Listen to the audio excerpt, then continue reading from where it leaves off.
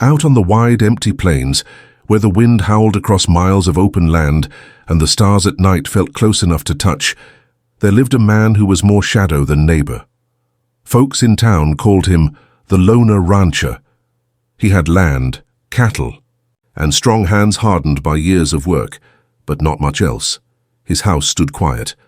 No woman's voice echoed through the halls. No children's laughter filled the air. He rose with the sun, worked until his body gave out, and returned each night to the silence of 4 lonely walls. That silence was heavier than the labor itself.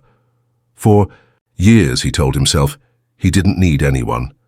But when the long winters grew colder, when his meals were nothing more than bread and beans, when no one sat across from him at the table, his heart admitted what his pride wouldn't.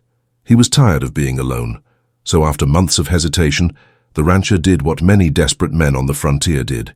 He sent a letter for a mail-order bride. He didn't ask for much.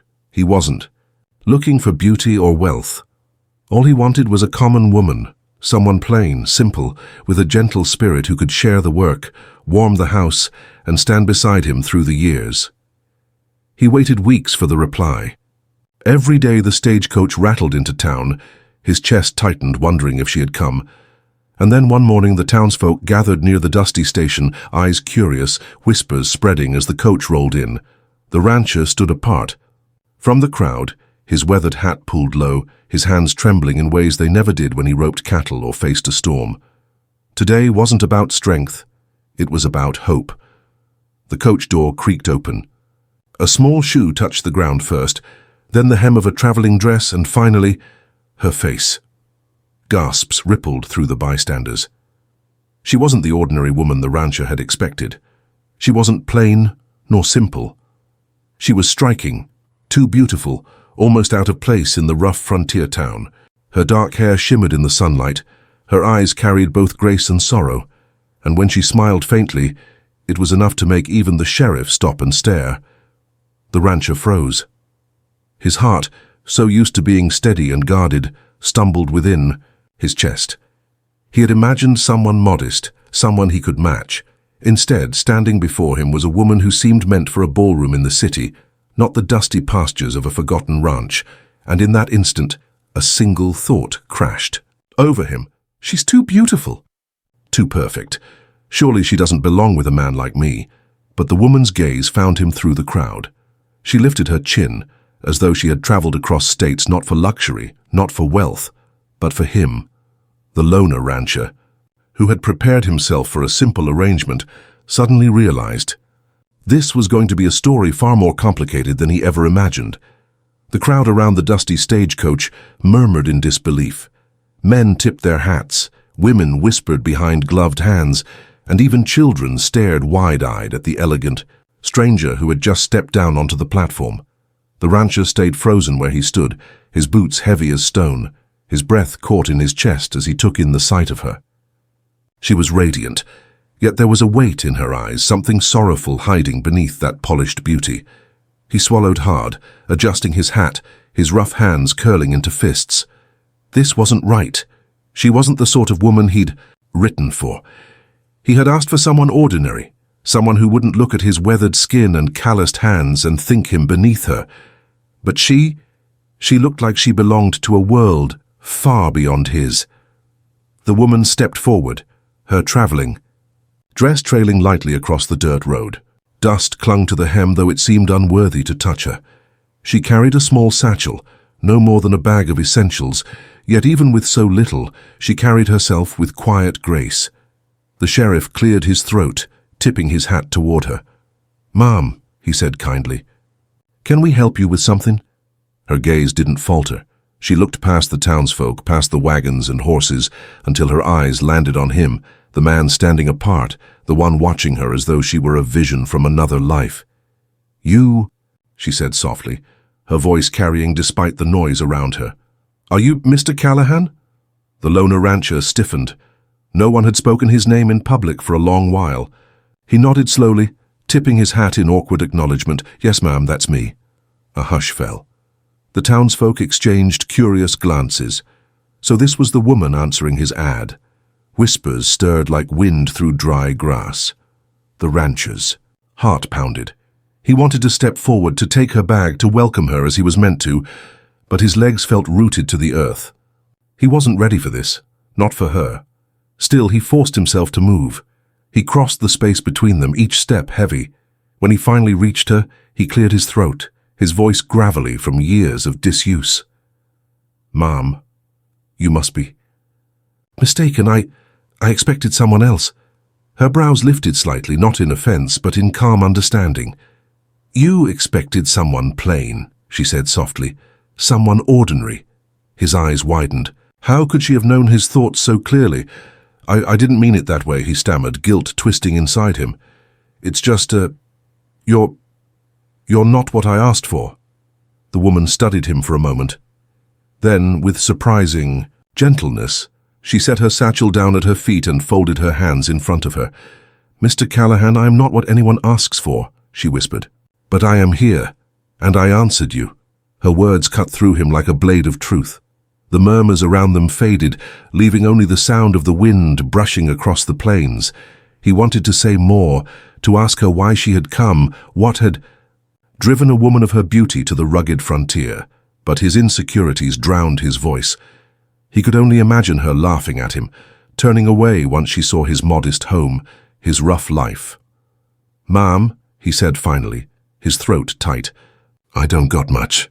No fine house, no polished silver. Not even company most nights, but the cattle.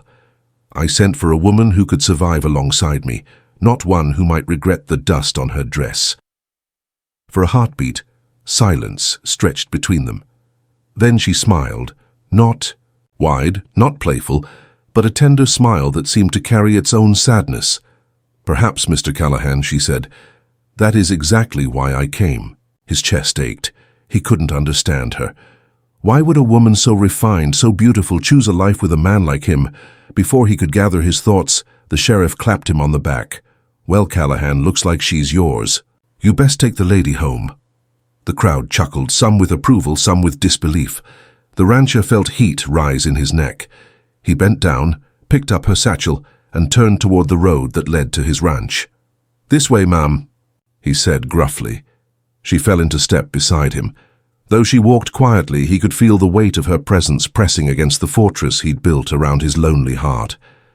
As the town disappeared behind them, the rancher's mind raced. He had prayed for companionship, but what had arrived was something altogether different. Something that frightened him more than loneliness ever had, because this woman, with her beauty and her hidden sorrow, had the power to unravel everything. He thought he knew about himself. And for the first time in years, the loner rancher was afraid, not of storms, not of hunger, not of the wild land around him, but of the chance that he might fall in love. The road home was long, winding through stretches of open prairie. The sun hung low, painting the horizon in gold and crimson, while the silence between the rancher and his unexpected bride grew heavier with each step. He carried her small satchel in one hand, the leather worn smooth by her travels, while his other hand clenched and unclenched at his side. She walked quietly beside him, her head held high, her face calm, though the rancher guessed she was studying. Every detail, the dry grass, the leaning fence posts, the way the dust clung to his boots. By the time his modest ranch came into view, his throat was tight with shame. The house was no more than a weathered cabin, its roof patched in places, its walls beaten by years of storms. The barn leaned ever so slightly, the paint long gone. To him it was shelter. To her, he feared, it would look like ruin. He set her bag on the porch and cleared his throat. "It ain't much," he said gruffly, "but it'll keep the rain off your head." She stepped past him, her skirts brushing the wooden boards as she ran her fingers lightly along the doorframe. Then she turned and gave a small smile. "It looks like a home," she said softly. The rancher blinked. He wasn't sure if she meant it, or if she was just being kind. Inside, the cabin was plain. A single table stood near the hearth, 2 chairs, pushed against it. The kitchen shelves held only tin plates and cups. A simple bed waited in the corner of the room, neatly made, though clearly untouched for years. The air smelled faintly of dust and smoke. He watched her eyes move across the space, waiting for the flicker of disappointment, the sigh of regret. But she only nodded slowly, as though committing every detail to memory. "You must be. Tired from the ride," he muttered. "I'll fetch water. Supper won't be much, beans and bread." Her gaze softened. "Mr. Callahan," she said gently, "food is food. I did not come here to be fed fine meals." Still, he couldn't shake the gnawing unease inside him. He busied himself with the fire, with the kettle, with anything that would keep him from staring too long at her. She was too beautiful, too graceful. Every move she made seemed out of place in the rough cabin, and yet somehow she fit. That night they ate in silence. He focused on the crackling fire, on the scrape of his spoon against the bowl. She ate quietly, her posture straight, her eyes lowered, but every so often she glanced at him with something unreadable in her gaze. When the dishes were cleared, he stood awkwardly. "You can take the bed. I'll make myself a place in the barn." Her brows lifted in surprise. "The barn?" He nodded. "I reckon you didn't travel all this way to share a roof with a stranger. Until you're settled, that is." For a long moment, she studied him. Then she gave a small, respectful nod. "As you wish." That night the rancher lay on a pile of hay in the barn, staring at the rafters above. Sleep didn't come easy. He kept seeing her face in the firelight, kept hearing her voice, gentle, steady, with a sadness she never spoke aloud. He wondered what secrets lay behind those eyes. He wondered why she had come here, to him of all men. The days that followed brought no ease. She tried. Oh, she tried. She fetched water, she swept the floors, she attempted to help with the cooking. But it was clear she wasn't used to the hardships of frontier life. Her hands blistered when she carried wood. Her dress snagged on every nail and fence post. More than once, she burned her fingers on the kettle. The rancher couldn't watch without stepping in. "Let me," he'd mutter, taking the work from her hands. Each time she would bow her head slightly and let him. But there was pride in her eyes, and hurt too. She wanted to belong, wanted to prove herself, but he couldn't bear to see her struggle. In town, the gossip grew louder. Folks whispered in the general store, at the saloon, even at church. "Too pretty for him, ain't she? She won't last a month out there. She's running from something, you mark my words." The rancher heard it all, though he never repeated it. Every word burrowed into him, feeding the doubt he already carried. Maybe they were right. Maybe she was too beautiful, too refined, to ever truly be his. At night, when the house fell silent, he sat alone by the fire, turning his hat in his hands. She slept in the bed now while he kept to the barn. It was better this way, he told himself. Distance was safer. If she left, it would hurt less.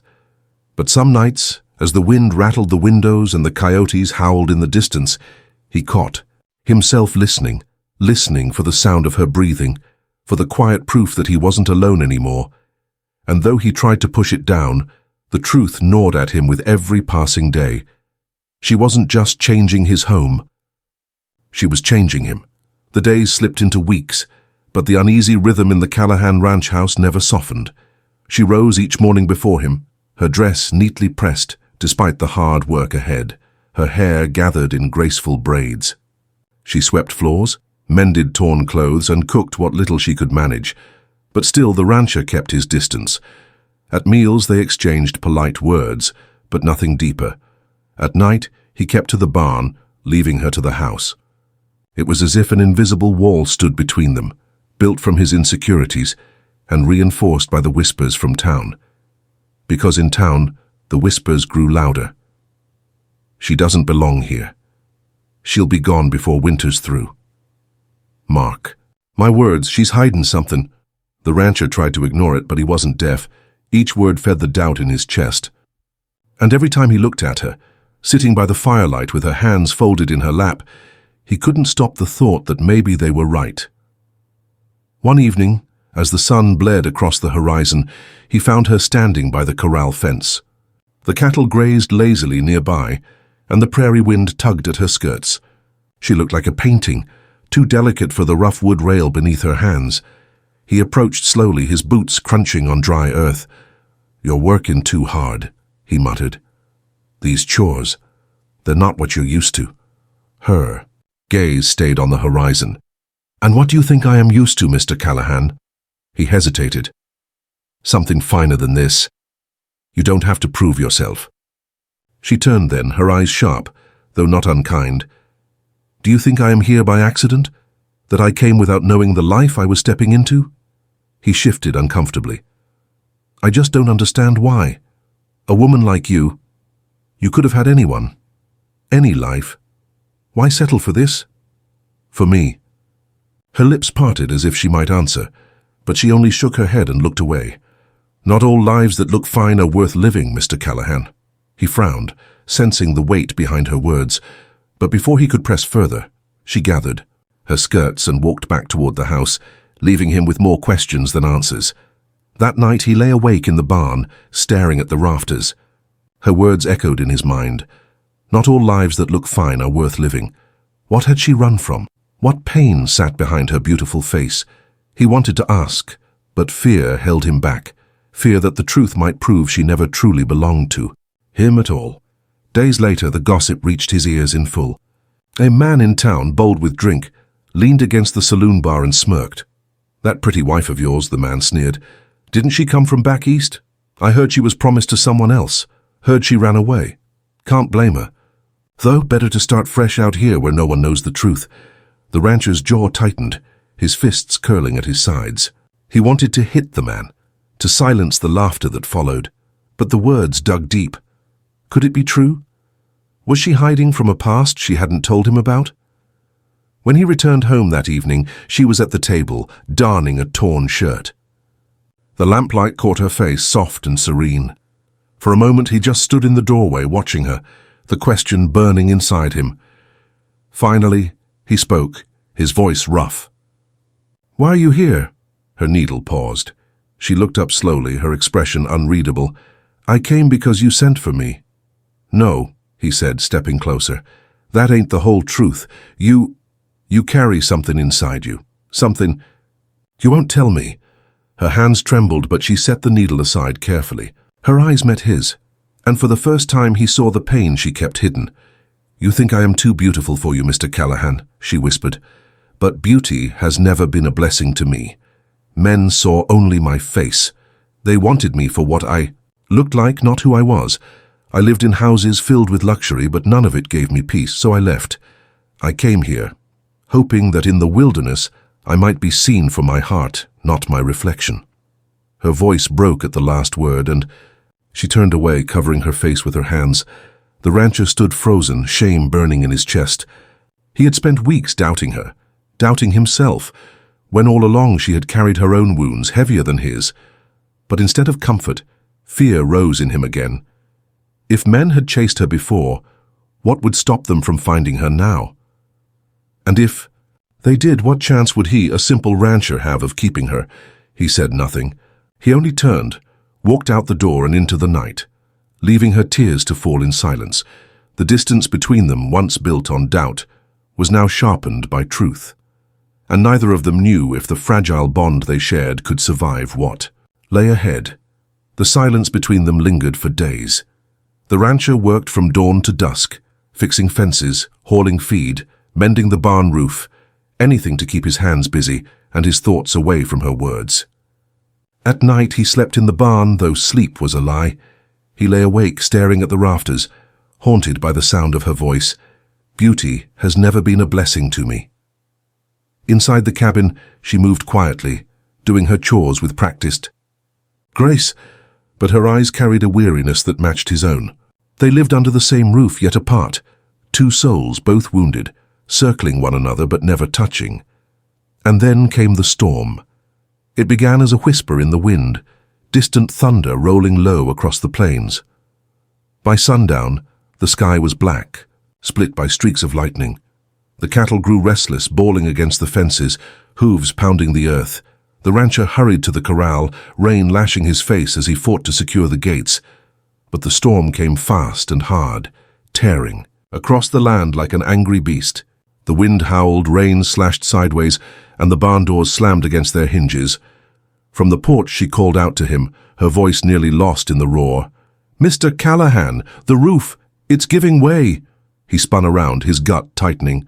Through the sheets of rain he saw it, the cabin roof, already battered by years of weather, shuddering under the weight of the storm. One more gust and it might collapse. Without hesitation, he sprinted through the mud, boots sinking deep, and grabbed the ladder from the barn wall. "Stay inside," he shouted, though he knew she wouldn't listen. Clutching her skirts, she ran toward him, rain soaking her hair, her eyes wide with fear. "You'll be killed up there." "I ain't got a choice," he growled, hauling the ladder into place. "If that roof goes, the whole house will follow." Lightning split the sky as he climbed, the wind nearly ripping him free. The shingles tore beneath his hands, jagged and sharp, but he pressed on, bracing the loose boards, driving nails into place with all the strength he had left. Below, she held the ladder steady, rain plastering her dress to her skin, her voice raw from shouting. "Hold on, please, don't let go." For a moment, the storm roared so fiercely it drowned everything else, the wind, the rain, even the beat of his heart. Then, just as the roof threatened to give way, he drove the last nail home. With a final grunt, he secured the beam. The roof held, but as he turned to climb down, lightning struck the far fence line, sending the cattle into a frenzy. They surged against the corral, breaking through the rails, charging into the storm-dark night. "Damn it," he cursed, scrambling down the ladder. "They'll scatter for miles." She caught his arm as he landed, her fingers trembling. "You can't go after them. Not in this storm, you'll be killed." He shook his head, jaw set. "Those cattle are all I've got. Without 'em, this ranch is finished." Her eyes filled with tears, her grip tightening. "And what of me? Am I nothing? If you ride out there, you may not come back. I cannot—" Her voice cracked. "I cannot lose you too." Her words froze him where he stood. For weeks, he had doubted her, kept himself distant, told himself she was too beautiful, too perfect to truly belong. But in that moment, in the raw terror of her voice, he heard the truth. She cared. Not for his cattle, not for his land, for him. The storm still raged, but his heart thundered louder. He cupped her face in his rough, rain-soaked hands. "I ain't worth losing, ma'am," he rasped, his forehead pressing against hers. "But I'll be damned if I let fear take me from you, you hear me? Not tonight." For the first time, she didn't look away. She nodded, tears mixing with the rain, and whispered, "Then we'll face it together." Together they fought the storm. She fetched lanterns while he drove the cattle back toward shelter. She braved the rain and mud, holding ropes steady while he repaired the rails. And though the night felt endless, though the storm howled like it meant to tear the world, apart they did not falter. By dawn the storm was broken. The sky cleared to a pale gray, the land soaked and battered but still standing. Exhausted, mud-streaked and shivering, the rancher and his bride collapsed side by side against the barn wall. For a long while, neither spoke. They simply sat in silence, breathing the same air, hearts pounding with the same rhythm. Finally, he turned to her, his voice hoarse but steady. "You should have run from me the moment you stepped off that stagecoach, but you didn't. You stayed. You fought." She looked at him, her eyes glistening in the dawn light. "Because I did not come here to run, Mr. Callahan. I came here to find a man who would fight for me, and I've found him." The storm had taken much that night, but it had also given something back. For in the wreckage of fear and doubt, a bond had been forged, stronger than the wind, stronger than the rain, and for the first time the loner rancher dared to believe. He might not be a loner anymore. The storm had passed, but its mark lingered across the ranch. Fences lay splintered, troughs overturned, and the earth itself seemed scarred by the night's fury. Yet, amid the ruin, life stirred again. The cattle grazed quietly, the sun broke through the clouds, and the air carried the scent of wet grass and renewal. Inside the cabin, the woman tended to the rancher's cuts. He sat stiffly on the wooden chair, his shirt torn, his hands raw from rope burns. She dabbed a cloth against his cheek and he winced but said nothing. "You don't have to fuss," he muttered, though his voice was softer than before. "I want to fuss," she replied, rinsing the cloth in a bowl of water. "You nearly broke yourself in that storm. If I do not fuss, who will?" He tried to hold her gaze, but found it difficult. Her eyes were too steady, too full of something he hadn't let himself believe in for years. "I've been taking care of myself for a long time," he said finally. Yes, she answered, wringing the cloth dry. And it shows. Her fingers brushed lightly against his calloused hands, but even the strongest walls crack when they're left standing alone too long. Her words silenced him. For weeks he had kept her at arm's length, convinced she could never truly belong. Yet here she was, mending his wounds, standing steady beside him when the storm threatened to tear everything apart. He cleared his throat, uncomfortable with the ache in his chest. You could have left, you know. Packed your things, taken the stage back east. Ain't no one would have blamed you after what you've been through. She set the cloth aside and looked at him firmly, and returned to a life where I was nothing more than a face in a gilded cage. No, I chose this place. I chose you. The words struck him harder than any storm. For a long moment he just stared at her, searching for the lie, the half-truth, the shadow of pity. But there was none, only sincerity, clear as the morning light. Slowly his shoulders eased. He exhaled a breath he hadn't known he'd been holding. I ain't much of a man, he confessed, his voice low. I got no riches, no fine name, just land that fights me every season and cattle that never seem to fatten. Truth is, when you stepped off that stagecoach, I figured it was a mistake. Thought maybe God had sent the wrong woman. Her lips curved into the faintest smile.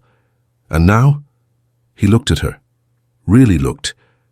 At the weariness in her eyes, yes, but also the strength, the quiet determination that had carried her across miles and through storms. Now I reckon God knew better than I did. For the first time she laughed, a soft melodic sound that filled the cabin like sunlight. It startled him, warmed him, and made him realize just how long it had been since laughter lived here. They fell into a new rhythm after that. Not perfect, not without stumbles, but different. She planted flowers by the porch, saying the land needed beauty as much as it needed fences. He teased her for it, but watered them when she wasn't looking. She read aloud by the fire in the evenings, her voice smoothing the edges of his rough days. He listened more than he admitted, pretending to polish his boots or mend tack while secretly hanging on every word. And slowly, the walls between them crumbled. One night, after supper, he found her sitting on the porch steps, staring at the stars. The prairie stretched endlessly before them, quiet and vast. He lowered himself beside her, the old boards creaking under his weight. You miss it? He asked. The world you left behind? She thought for a long moment before shaking her head. No, that world never knew me. Out here I am no one's ornament, I am simply me. And for the first time that is enough. He nodded, his throat thick. Then hesitantly, he reached for her hand. She did not pull away. Her fingers twined with his, warm and certain. For a man who had lived so long in silence, in solitude, the touch felt like a promise. They sat there until the lantern burned low, neither speaking, both knowing words were no longer necessary. The storm had taken fences, shingles, and peace, but it had also carved away the last of their doubts. And in the quiet after, beneath the endless sky, the loner rancher and the woman too beautiful for him finally began to believe in something. They had thought forever lost. They began to believe in us. Autumn came quietly to the plains. The grasses turned gold, the skies burned orange at dusk, and the air carried the crisp bite of coming winter. The Callahan ranch, battered though it had been by the storm, stood firm. Its fences mended, its cattle fattened, its cabin warm with the smoke of the hearth. Life had not grown easier, but it had grown steadier. The woman who once seemed out of place in the dust and mud of ranch life now moved through it as though she had always belonged. Her hands, once delicate, bore the faint marks of work, needle pricks, calluses, the soft stains of soil. Yet she carried them with pride, as, though each mark was proof of her choice. The rancher watched her often, sometimes from the fields, sometimes from the barn, always with the same quiet awe. She was still beautiful, more beautiful, perhaps, than the day she had stepped off that stagecoach. But now, he no longer feared her beauty. Now he understood it. It was not her face alone, nor the way her hair caught the light at sundown. It was in her strength, her laughter, the way she looked at him as though he were the only man on earth worth standing beside. And for the first time in years, the loner rancher began to believe he was enough. One evening, as the last of the summer, heat faded, He led her to the edge of the pasture where the land rolled open and the horizon stretched forever. The sky blazed with color, and the cattle grazed peacefully in the distance. He carried nothing but a small wooden box in his pocket, worn smooth from weeks of turning it over in his hands. She walked beside him, her skirts brushing the tall grass, her arm brushing his. "You've been restless these days," she teased, gently. "Always pacing, always brooding. What weighs on your mind, Mr. Callahan?" He stopped by the old oak at the edge of the property, the one that had stood longer than the cabin itself. His hand slipped into his pocket, fingers curling around the box. For a moment, doubt flickered in his chest, an echo of the man he had been, too plain, too rough, too little for her. But when he looked at her, waiting patiently in the soft glow of the sunset, the doubt faded. He cleared his throat, his voice rough with nerves.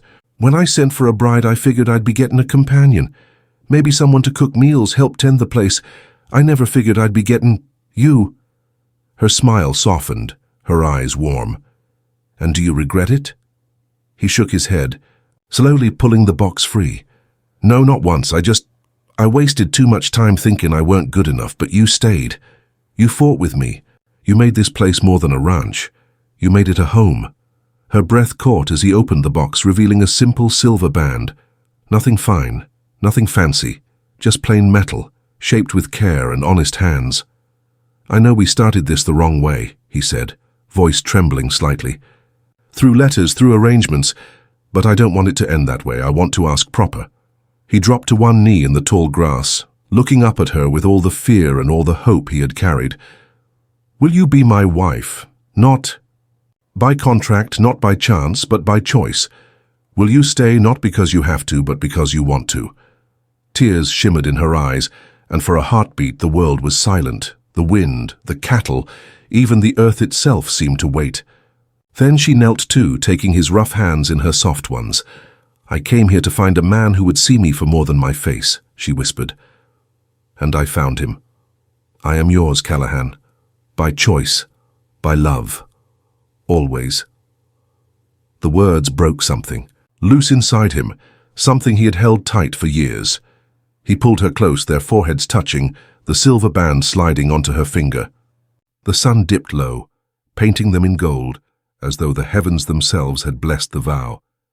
From that night forward, they were no longer two strangers bound by circumstance. They were husband and wife, partners in toil, in laughter, in storm, and in calm. The loner rancher was loner no more, and the woman once deemed too beautiful for him had found what beauty could never buy, a place where she was truly seen, truly loved, and truly home.